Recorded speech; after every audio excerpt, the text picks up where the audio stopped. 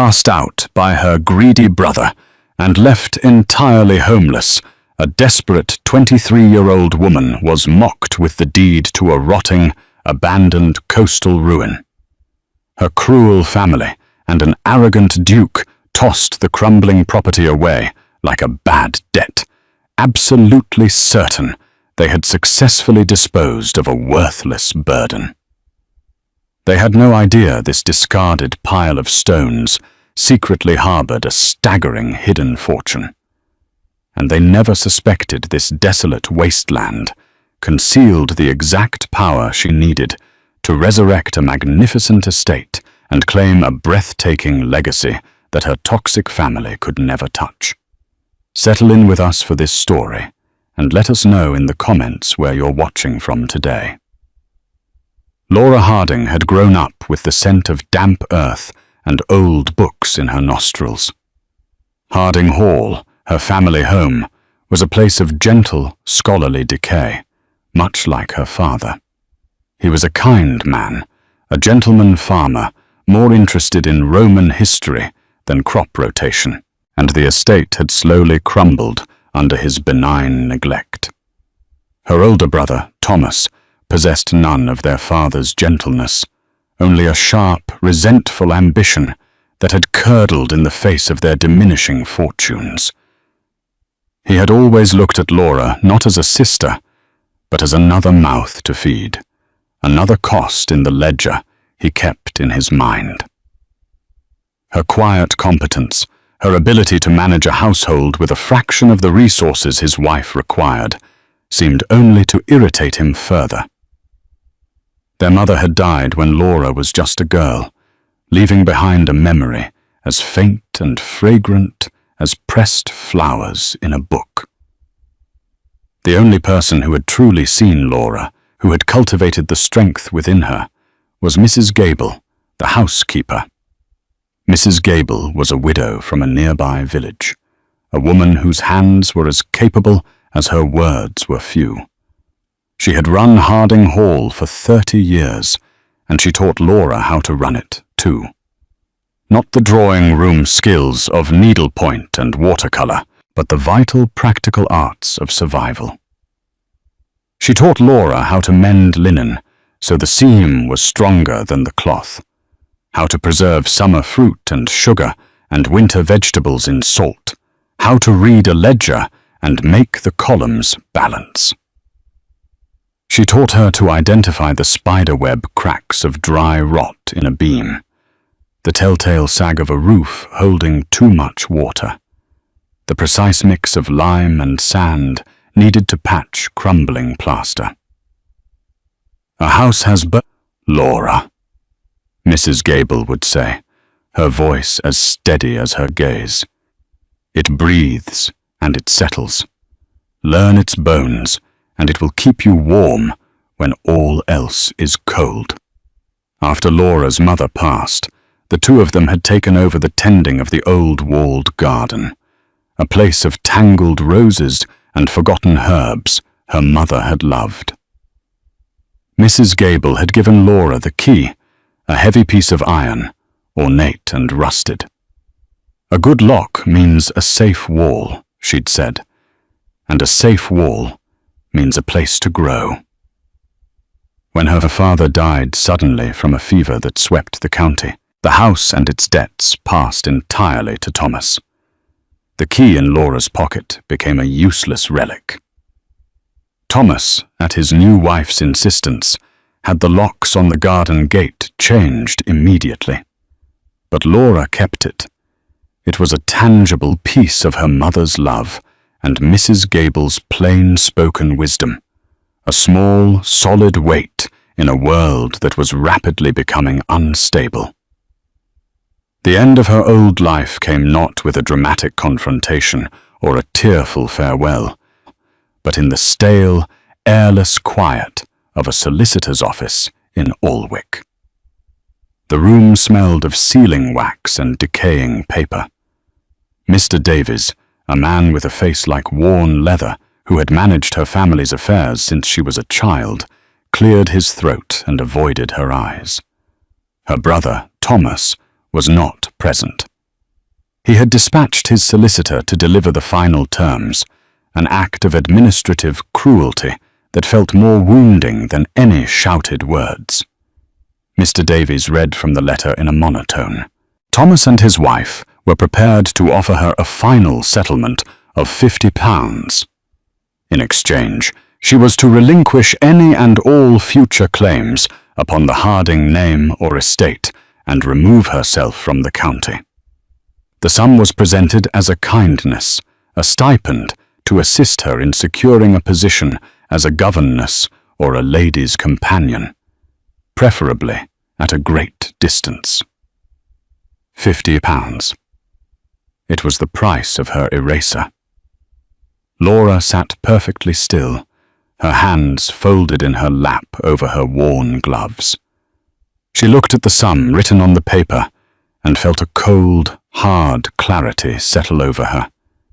To accept the money would be to accept their valuation of her, to agree that she was a problem to be paid off and dismissed. "No, thank you," she said, her voice quiet but firm in the dusty room. Mr. Davies looked up, surprised. "Miss Harding, it is a generous offer. Your brother is not legally obligated." "I understand," she interrupted softly, "but I will not take it." A long silence followed. Mr. Davies shuffled his papers, a flicker of something, pity or perhaps just weariness crossing his features. He was an old man, and this was an ugly business, he sighed. "There is another matter," he said, pulling a different document from a pile. "A small debt your father owed to the Duke of Alderton, not a monetary one, but a matter of a tenant and chief responsibility that was never settled. His Grace is aware of your circumstances." He paused. "He has offered to forgive the debt and sign over the deed to a property on the coast. It is called Ravencar Keep." He looked at her over the top of his spectacles. "I must be clear, Miss Harding. It is a ruin. It has been uninhabitable for the better part of a century. It is considered a liability, a pile of stones on a cliff.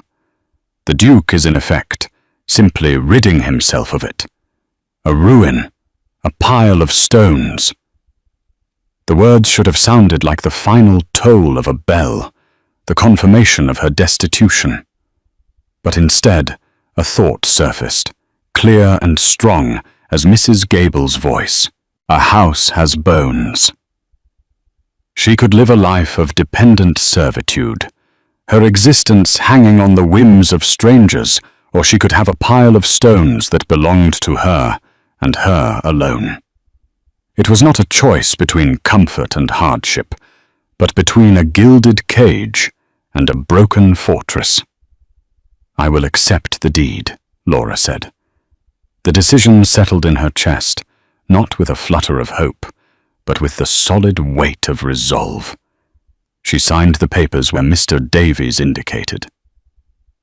She left the solicitor's office with the deed to Ravenscar Keep in her satchel, the old iron garden key in her pocket, and the 4 and 10 shillings that constituted her entire worldly fortune. The £50, her brother's payment for her disappearance, remained untouched on the polished mahogany desk. The journey north to the coast was a slow, rattling immersion into the landscape that was now her home.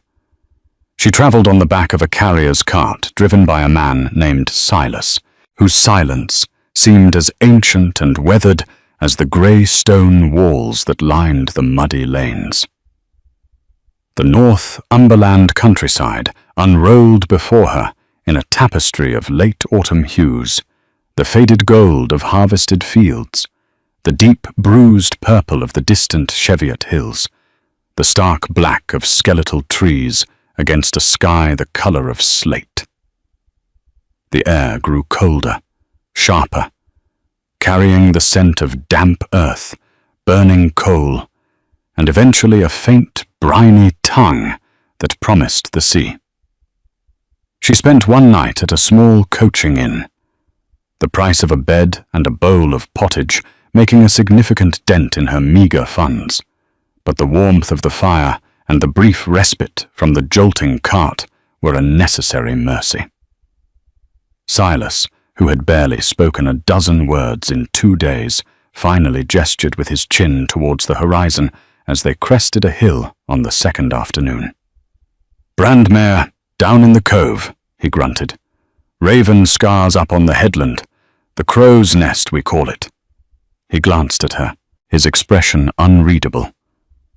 "Windle, take the hair from your head up there. No one's lived in it since the French wars.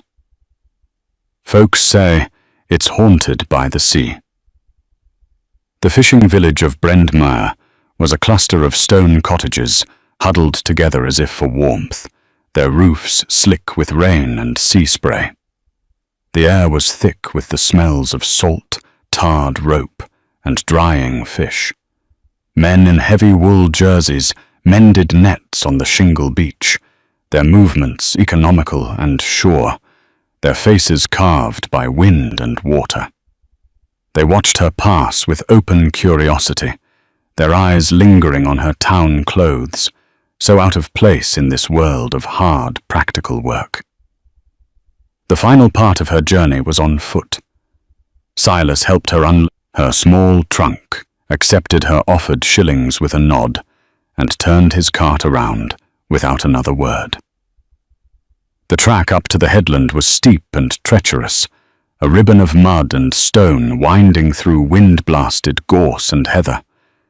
She had to stop every few hundred feet, her breath coming in ragged plumes, her hands raw from the trunk's rope handle. The wind was a physical force, a relentless, pressing weight that stole the warmth from her body and roared in her ears. And then she saw it. Ravencar Keep was not a romantic ruin. It was a skeleton. It stood silhouetted against the churning grey sea, a jagged collection of broken walls and the dark, defiant pillar of a single tower. It looked less like a castle than a geological formation, a set of broken teeth gnashed against the sky. The sense of desolation was absolute, a profound and lonely emptiness that seemed to mirror the one in her own heart. Yet, as she stood there, the wind whipping her cloak around her, a strange and unfamiliar feeling took root beneath the fear. It was the stark, simple, and powerful realization that this desolation, this pile of broken stones, was hers. She walked through what had once been a gatehouse, now just 2 moss-covered stone stumps flanking a gap in the crumbling curtain wall. The central courtyard was a wilderness of rubble and tenacious coastal weeds. The main hall stood open to the sky, its great roof long since collapsed. The floor, a treacherous landscape of fallen slates, rotting timbers, and soil deep enough for sea pinks and hearty grasses to have taken root. It was a garden of decay. To one side, a range of buildings that might have been the kitchens and servants' quarters was in a marginally better state. A section of roof constructed not of slate, but of heavy overlapping stone slabs still held, though the timbers beneath it sagged ominously. The great kitchen fireplace was a hollow cavern, choked with debris and the accumulated nests of generations of jackhaw. But it was the sea tower that dominated the ruin. It was a massive round peel tower, built of dark, almost black stone, standing at the very edge of the cliff, as if in defiance of the sea itself. It seemed the most solid part of the entire structure. Its stones fitted together with a precision that had withstood centuries of gales. The ground floor entrance, however, was completely impassable, blocked by a solid mass of collapsed masonry and rubble, sealed tight as a tomb. Laura focused her attention on the more sheltered kitchen wing, searching for a space that could offer some refuge from the relentless wind. She found it in what must have been a small pantry or buttery. The room was no larger than a closet, but it had 4 solid walls, a floor of hard-packed earth, and a ceiling that for the most part seemed intact. The only window was a narrow stone slit which had been crudely boarded over from the inside, plunging the space into near total darkness. It was cold, damp, and smelled of wet stone, salt, and the slow, patient process of decay. But it was shelter. That first night, she huddled in the corner of the tiny room, wrapped in every layer of clothing she owned, her small trunk pushed against the doorway to block the worst of the drafts. She ate the last of her bread and cheese by the light of a single precious candle, its small flame flickering wildly in the currents of air that found their way through 100 hidden cracks. She had used her last few shillings in the village to buy the candle along with a loaf of bread and a small wedge of hard cheese. The woman in the small shop had looked at her with a mixture of pity and suspicion. The people of Brenmere, she was beginning to understand, viewed the keep as a place of death and misfortune, and anyone foolish enough to go near it was already halfway to being a ghost. As the North Sea crashed against the cliffs below, a sound like the breathing of some immense sleeping beast, Laura felt a fear so profound it was almost paralyzing. But beneath the fear, the words of Mrs. Gable echoed, a small, steady light in the overwhelming dark. A house has bones. This place had bones. They were broken and exposed, but they were strong, and they were hers. The first weeks were a lesson in the stark realities of survival. Laura's days fell into a rhythm dictated by necessity. Hauling water from a spring-fed well she discovered in a sheltered corner of the courtyard, gathering driftwood from the cove. Below the cliffs, for fuel and rationing her dwindling food supplies. Her first priority was her small sanctuary. With a piece of salvaged iron she used as a pry bar, she worked the boards from the window slit, letting in a sliver of the perpetual grey coastal light. She spent 2 full days clearing the rubble from the small room, her hands becoming chapped and raw. She used a flat piece of slate to scrape the packed earth floor level and swept it clean with a makeshift broom of bundled heather. It remained a cold stone ball, but it became an orderly one. Once her small space was secured, she turned her attention to the rest of the ruin, not with any grand notion of rebuilding, but with the practical aim of salvage. She began to clear the debris from the roofless great hall, sorting the fallen stones by size and the broken timbers by their soundness. It was grueling, back-breaking labor. She learned the heft and balance of stone, the sharp, splintering protest of wet, rotten wood. Every evening she would fall onto her bed of straw and blankets, every muscle in her body aching with a deep, exhaustive pain. But through it all, her thoughts kept returning to the sea tower. The blockage at its base was an enigma. The more she looked at it, the more convinced she became that it was not the result of a simple random collapse. The stones were too tightly packed, the gaps filled with a hard grey mortar, unlike the crumbling lime mortar elsewhere in the keep. It looked deliberate, intentional, as if someone had walled it up from the outside. Remembering Mrs. Gable's advice to learn a house's structure, she began to search for another way in. A high, narrow window was visible from the courtyard, but it was 20 foot up a sheer wall, utterly inaccessible. She walked the outer perimeter of the tower, day after day, her hands tracing the cold, damp contours of the massive stones, searching for any sign of a hidden entrance. A different weakness. The discovery, when it came, was from within. She had been clearing the enormous fireplace in the great hall, the one that backed onto the tower wall. As she wrestled with a large fallen lintel stone, her iron bar slipped, striking the soot-blackened stone at the back of the hearth. Instead of the dull thud of solid rock, the sound was a deep, resonant boom. It rang hollow. A thrill, sharp and immediate, shot through her. Forgetting her exhaustion, she began to work at the mortar around the huge stones of the fireplace back. It was the work of days, chipping away with her bar and a smaller pointed stone, her arms and shoulders screaming in protest. Finally, one of the central stones shifted. With a last, desperate effort, she levered it out. It fell forward with a crash, revealing not solid earth or rubble, but a square of absolute darkness. She had found a way through.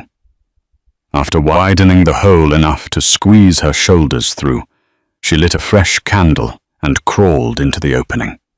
She found herself not in the main ground floor chamber of the tower, but in a small hidden cell, its stone floor swept clean. It was a space that existed between the walls. In the center of the chamber sat a heavy, sea-worn wooden chest, its corners bound with rust-pitted iron. It was not locked. With trembling hands, she lifted the heavy lid. Inside, nestled on a bed of dry, fragrant seaweed, were several canvas bags, heavy with the unmistakable weight of coin. Beneath them, a small leather pouch held a handful of milky, irregular pearls, and under it all lay a tin document box. Inside the box, wrapped in oilcloth, was a letter. The ink faded, but still perfectly legible, written in a neat, careful script.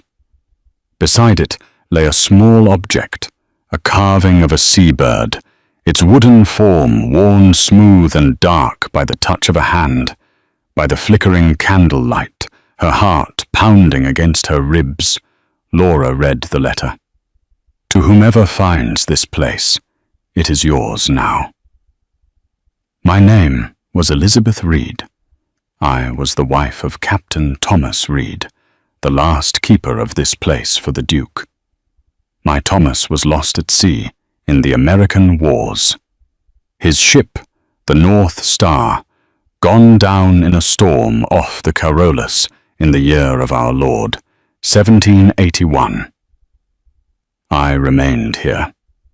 The Duke's agent in Alwick ceased to call. I believe they forgot a widow lived upon this cliff. Fearing for my safety and for the small wealth my good husband left me, I had the tower sealed by my own hand, and with the help of a trusted man from the village now long past.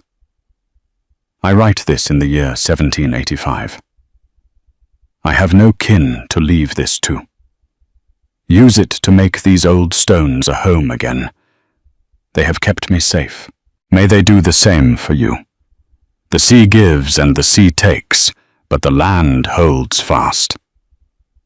I lived here for 30 years. The discovery of Elizabeth Reed's legacy transformed Laura's world. The gold sovereigns and silver shillings were not merely money. They were potential, a future, the means to honor the trust of a woman she would never know. She was no longer a destitute survivor clinging to a rock. She was the custodian of Ravenscar, armed with the resources to heal its wounds.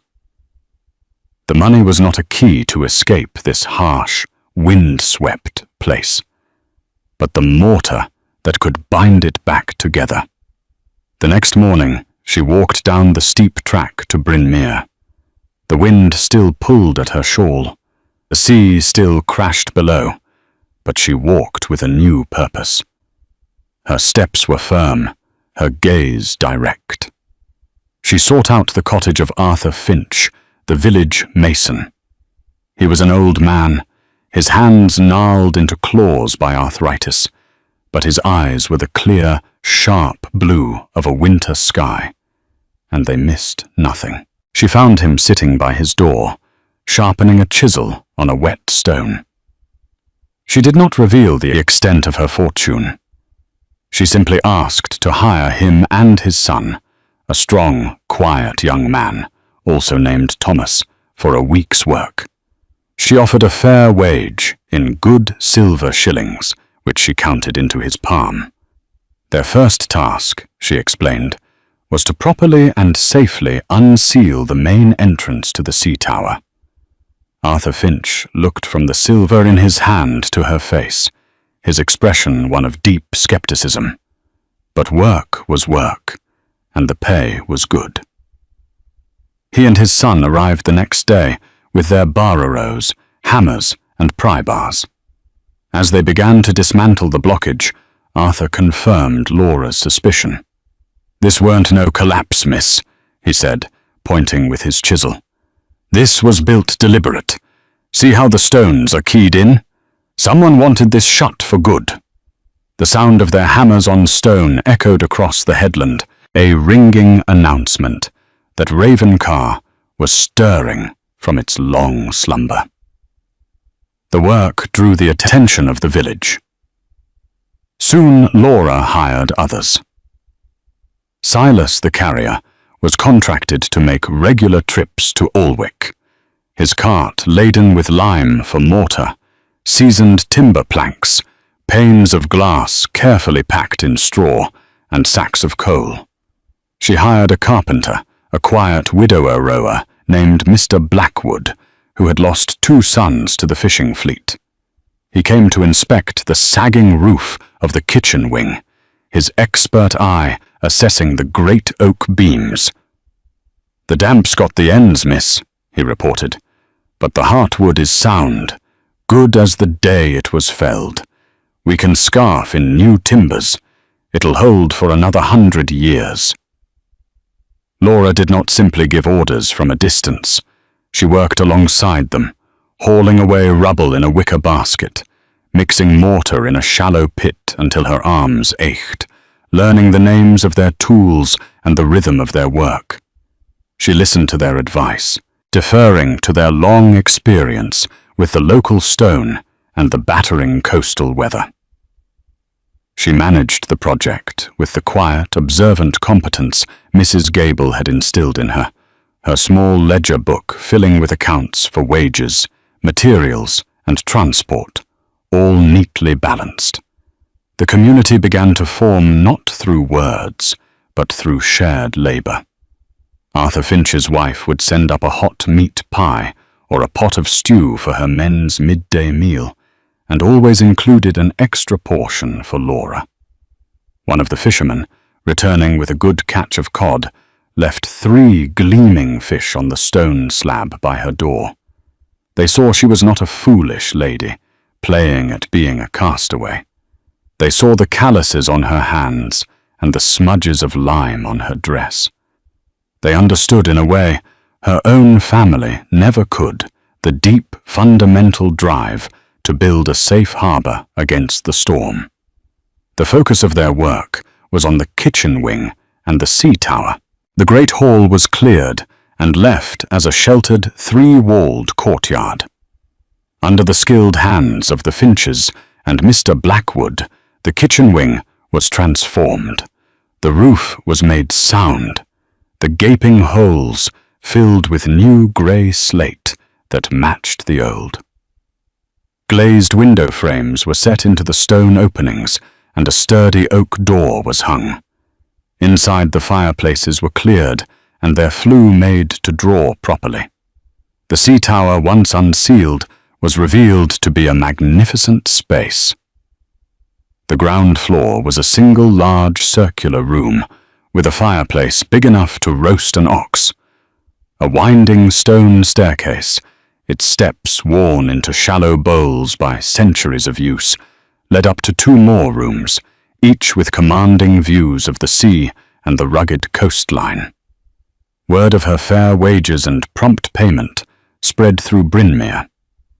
Miss Harding of Ravenscar, the strange girl from inland, was becoming a known quantity, a person of substance and sense. A year can be a lifetime. In the space of 4 seasons, Ravencar Keep was reborn. The kitchen wing, once a collection of damp, derelict rooms, was now a warm and functional home. Smoke curled from its newly capped chimneys, a friendly plume of grey against the often lean sky. The winds, once dark voids, now held the soft, welcoming glow of lamplight in the evenings. The sea tower had become Laura's private domain. The vast ground floor room with its great hearth served as her study and sitting room. The floor was covered with thick woven rush mats, and the stone walls were lined with sturdy shelves Mr. Blackwood had built for her few books and the ones she began to acquire. The rooms above became her bedchamber and a well-stocked pantry. The once ruined great hall was now a sheltered kitchen garden, following the advice of Mrs. Finch and her own memories of Mrs. Gable's practices. Laura had directed the building of raised beds using salvaged stone and timber. She filled them with soil enriched with seaweed, hauled up from the cove, creating a fertile patch protected from the worst of the wind by the high stone walls. Here she grew hardy essential things: kale and cabbages, potatoes and leeks, turnips and carrots that thrived in the cool, salty air. She was no longer an outsider in Brainer. She was a fixture, a part of the village's daily life. She bought her flour, salt, and tea from the village shop, and her orders helped keep the small enterprise afloat through the lean winter. When the Vicar, a young earnest man named Mr. Allen, made a collection for repairs to the ancient church roof, her contribution was the largest. He began to call on her once a month, impressed by her quiet intelligence and the remarkable transformation she had wrought. The village children who had once whispered stories of the ghost of the crow's nest now saw it as a place of curiosity and warmth. They would sometimes leave her small gifts on the doorstep: a string of iridescent seashells, a bird's feather of unusual color, a handful of wild berries. She, in turn, would thank them with a freshly baked oat cake or a shiny red apple from Silas's cart. A small, unspoken ritual had formed between her and the fisherman. On stormy nights when the sea turned to a maelstrom of black water and white foam, she would light a bright lantern and place it in the highest window of the sea tower. It was not a lighthouse, not an official beacon, Clear's throat, but a small point of light, a promise of a steadfast presence on the cliff. It was a gesture of kinship, a silent acknowledgement of Elpath Reed's lost captain and of all the men who risked their lives on that water. The fisherman, seeing that small, steady glow through the lashing rain, would feel a measure of comfort. It meant someone was watching, that their village extended even to the lonely headland. Eventually, rumours of the miracle at Ravenscar reached the Duke of Alderton. He was in the county for the autumn shooting, and the stories of the penniless young woman who had supposedly resurrected his worthless ruin piqued his curiosity. Dismissing it as local exaggeration, he decided to ride out one afternoon to see for himself. He expected to find, at best, a slightly tidier pile of stones. What he found stunned him into silence. He saw a living home. He saw smoke and glazed windows and a sturdy new gate being hung by Thomas Finch. He saw Laura, her hair tied back from her face, dressed not in silks, but in a practical dress of dark wool, conferring with the young mason about the precise alignment of an iron hinge. The Duke dismounted, his expression one of utter disbelief. "Miss Harding," he began, his voice betraying his astonishment. "How is this possible?" Laura simply turned to him, her expression calm and untroubled. "The old stones are very good, Your Grace," she replied, her voice even. "They just needed some attention." She offered no other explanation. She did not speak of the gold or of Reed. She let him believe it was done through sheer will and hard work alone, which was in its own way the greater part of the truth. He left a short time later, profoundly puzzled and deeply impressed. The following week he returned with his wife, the Duchess, whose amazement was even greater than his. The story of the quiet, determined young woman who had tamed Ravencar Keep became not just a village rumor, but a county legend. One evening in late autumn, almost 2 years after her arrival, Laura stood in the uppermost room of the sea tower. A gale was blowing from the northeast, a wild elemental force that rattled the window frames and sent waves crashing against the cliffs with a sound like cannon fire.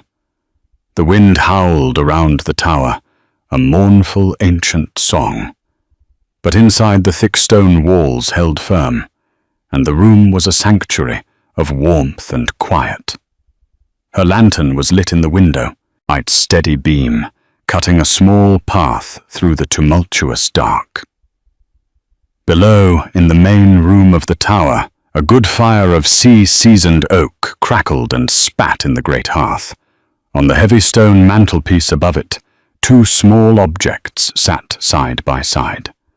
One was the little wooden seabird, its shape worn into a smooth, comforting curve by Elizabeth Reed's lonely vigil. The other was the heavy rusted iron key to a walled garden at Harding Hall, a place she could never enter again. They were tokens from the 2 most important women in her life, the one who had given her birth and the one who had given her a future. She thought of Mrs. Gable, whose practical wisdom had been a far greater inheritance than any land or title. Learn its bones, and it will keep you warm. Ravenscar's bones had been strong, and she had trusted them. She had learned their every angle, their every weakness, their every strength, and they in turn had kept her safe and warm, a fortress not only against the northern gales, but against the cold indifference of the world. She thought of her brother Thomas and his wife, still rattling around in the increasingly dilapidated grandeur of Harding Hall, selling off parcels of land to pay their debts, their ambition turning as sour as bad wine. In their haste to be rid of her, they had given her the one thing they imagined to be entirely worthless. They had given her a pile of stones, and from those stones she had built a life. From the ruin, she had raised a home. The light in the window was more than just a lamp. It was a statement.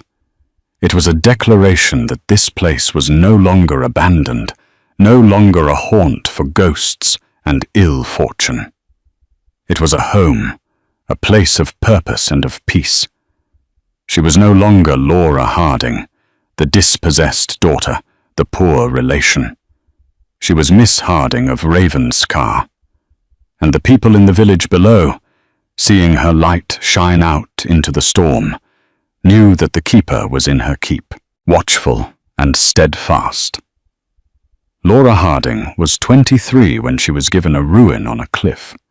She had £4 to her name and a deed to a pile of stones no one wanted. It was the best inheritance she could have ever received. Thank you for joining us for this story.